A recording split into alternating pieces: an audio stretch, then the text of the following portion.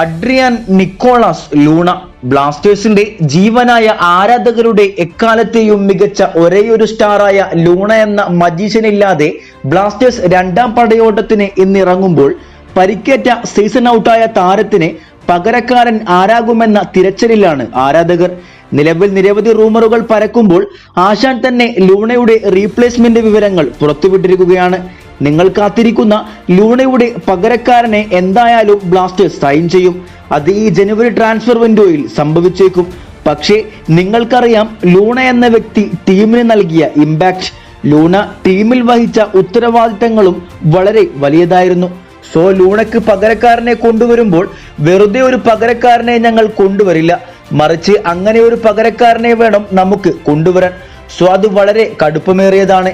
എന്തായാലും ആ ഒരു പകരക്കാരൻ ഉണ്ടാകുമെന്നാണ് ആശാൻ വ്യക്തമാക്കിയത്. എന്തായാലും നിലവിൽ ലഭിക്കുന്ന റിപ്പോർട്ടുകൾ പ്രകാരം ജനുവരി 20 മുമ്പായി ബ്ലാസ്റ്റേഴ്സ് പകരക്കാരനെ സ്വന്തമാക്കുമെന്നാണ് റിപ്പോർട്ടുകൾ.